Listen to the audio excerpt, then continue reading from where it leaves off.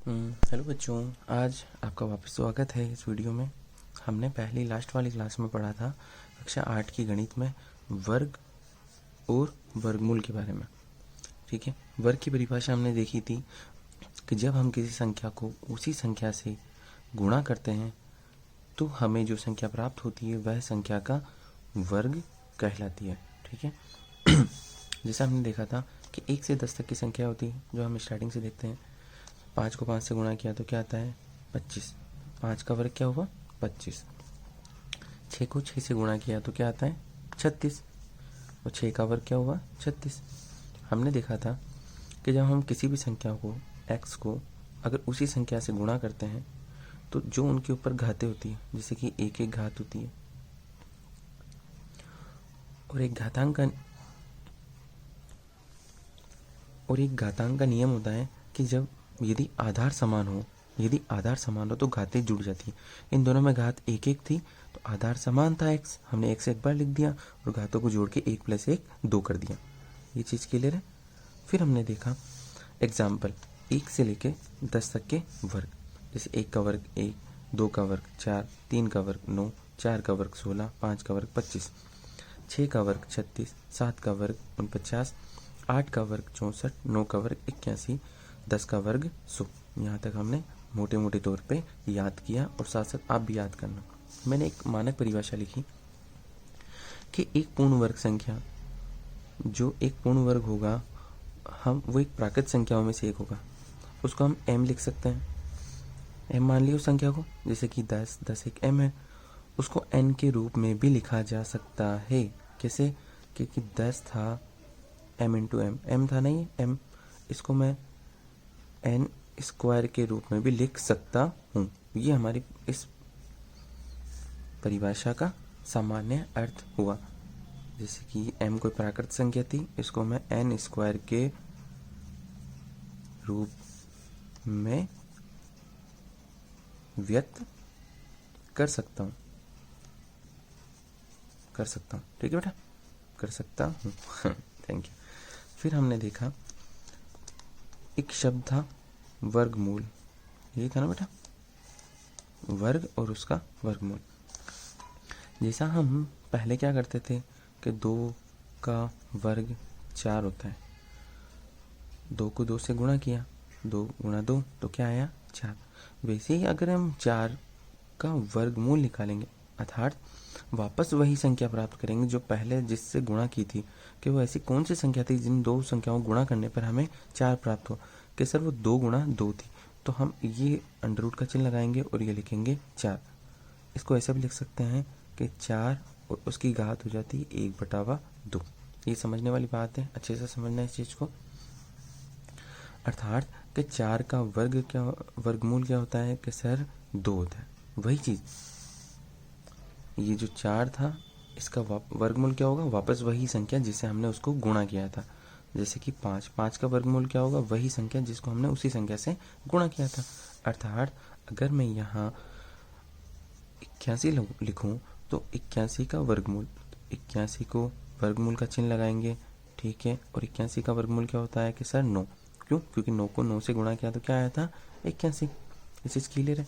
यहाँ एक चीज़ समझने वाली बात है कि ये होता है 9 × 9, एक युग्म बन रहा है ना, तो इन युग्म में से कोई एक संख्या वो हमारा उसका वर्गमूल होती है। क्या होती है? वर्गमूल। अर्थात हम ये लिखेंगे 81 का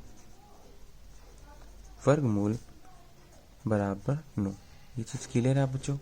ऐसे ही सारी संख्या होती है, जैसे कि 49 का वर्गमूल बराबर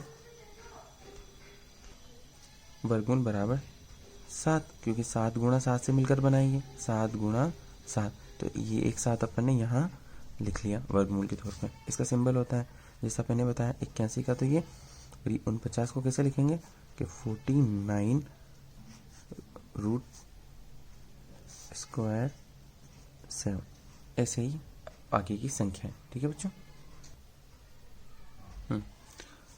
एक और शब्द होता है इस प्रश्नावली में पाइथागोरस त्रिक यानी 3 चीज़ें। पाइथागोरस एक वैज्ञानिक जो हमारे गणितज्ञ थे, उनका नाम था, उन्होंने एक प्रमेय दी थी पाइथागोरस प्रमेय, उसमें जो 3 नाम होते हैं, समझने वाली बात है कि पहले एक समकोण त्रिभुज होता है, एक समकोण त्रिभुज। समकोण त्रिभुज का मतलब है कि उसकी एक भुजा 90 डिग्री की होगी, एंगल 90 डिग्री का हो, बाकी और कोई अदर अदर हो सकते हैं, और तीनों का सम होता है 180। हमें पता है ना, तीन त्रिभुज की तीनों भुजाओं का योग एक, त्रिभुज के तीनों अंतःकोणों का योग 180 डिग्री होता है। ठीक है, ये जो भुजाएं होती है एक्स वाई जेड, ये आपस में किस तरह संबंधित होती है, इनके मान कैसे फिक्स, इसलिए इनको पाइथागोरस त्रिक कहते हैं। तो 3 भुजाएं और त्रिक, क्योंकि एक समकोण त्रिभुज होता है इनके अनुपात फिक्स होते हैं। जैसे कि इनके मान अपन लिख सकते हैं, पहला होगा 2m, एक होता है m स्क्वायर माइनस 1, एक होता है m स्क्वायर प्लस 1। मतलब इनका मान m के गुणांक में होगा, m का गुणा 2, मतलब m का दुगुना। ठीक है, और ये होता है m का वर्ग करो, उसमें से 1 घटा दो। ये होता है m का वर्ग करो और उसमें 1 जोड़ दो। तो हमें 3 अनुपात प्राप्त हो गए, मान प्राप्त हो गए, मतलब m square minus 1, m square plus 1 और एक 2m। ठीक है बेटा, तो बच्चों आज हम स्टार्ट करते हैं प्रश्नावली 5.1। उसका पहला क्वेश्चन कि जो निम्न संख्याएं दी गई होती है उनके वर्गों के इकाई अंक क्या होते हैं, उसकी संभावनाएं या फिक्स अंक क्या होंगे। अगर संभावना लिखा होगा तो संभावना लिख देगा वो, और ना अगर फिक्स अंक पूछेगा तो फिक्स अंक पूछेगा, लिख देगा। लेकिन यहाँ क्या होता है, वर्ग करना है, तो इसमें संभावना नहीं होगी, उसका अंक वही फिक्स होगा।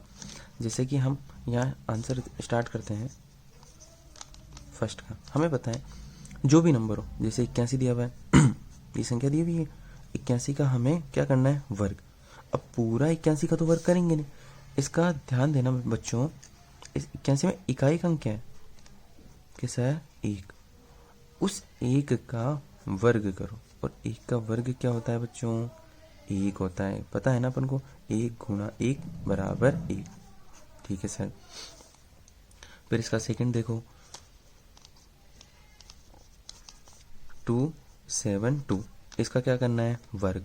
272, इसका क्या करना है, वर्ग। तो पूरे 272 का तो वर्ग करेंगे नहीं हम क्या करेंगे, सिर्फ 2 का वर्ग करेंगे। हमें पता है पिछली बार हमने सारणी या वीडियो में पढ़ा था कि सर 2 का वर्ग क्या होता है, 4।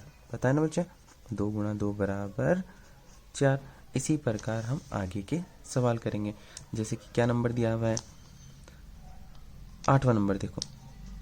बाकी अपना होमवर्क के हिसाब से करना, जब जैसा अपन स्कूल में करते हैं, क्योंकि खुद प्रैक्टिस करोगे तो हमें और जल्दी से आएगा। जैसे कि ये है 99,880, तो मैंने लिखा 99,880। अब इतनी बड़ी संख्या का भी वर्ग नहीं करेंगे, इसीलिए तो मैंने पहले छोटी संख्याएं दी एनसीईआरटी वालों ने। एनसीईआरटी वालों ने कहा कि पहले छोटी संख्याओं को वर्ग करके देखो, उनके इकाई के अंक से हमारा आंसर आना चाहिए। और सिर्फ क्या पूछा था, इकाई का अंक। अब इतनी बड़ी संख्या है, इकाई का अंक क्या होगा, इतनी बड़ी संख्या है तो जैसे इकाई का अंक क्या है यहाँ पे, 0। अब सबको पता है बेटा, 0 को अगर 0 से गुणा करते हैं तो क्या आता है, तो 0। 0 गुणा 0 बराबर 0। बस 0 का इकाई का अंक क्या होगा, इसका पूरी संख्या का, कि सर इकाई का अंक क्या होगा, ये सभी क्या है, इनके इकाई अंक। क्या है, इकाई अंक। ठीक है, अब देखो नेक्स्ट नंबर क्या है, कुछ भी ले सकते हो, 7 ले लो, 55 ले लो, ये लो 10 वाला नंबर लेके देखो। सारे आदत करने की, खुद करने की आदत डालो। ठीक है बेटा, जैसे कि 55,555, इस संख्या का वर्ग करेंगे, वर्ग करेंगे तो ऊपर घात 2 लगाएंगे। अब नहीं करेंगे, क्यों, क्योंकि इकाई का अंक देखो सिर्फ क्या है, 5। इकाई का मतलब हमारा जो सीधा हाथ होता है, राइट साइड,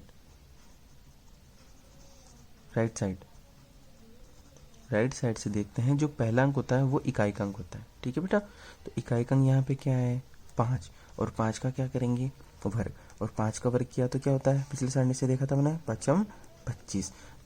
इसलिए ये जो पूरी संख्या थी ना बेटा, ये पूरी संख्या, इसका वर्ग करने पर इकाई का अंक क्या आएगा, कि सर 25 आएगा और वापस 5। इसका इकाई का अंक भी क्या आएगा, इसमें इकाई का अंक क्या हो गया, फिर इकाई अंक बराबर 5। ठीक है बेटा, और इस तरह से अपन आगे क्वेश्चन भी करेंगे। आज के लिए इतना ही। Thank you very much. Video को देखते रहें। आगे और कोई कमी हो इस बारे में तो मुझे ज़रूर बताएं, और कैसे इम्प्रूवमेंट कर सकते हैं, किस टाइप के क्वेश्चन लेके आए हैं अपन इस वीडियो में। Okay, thank you.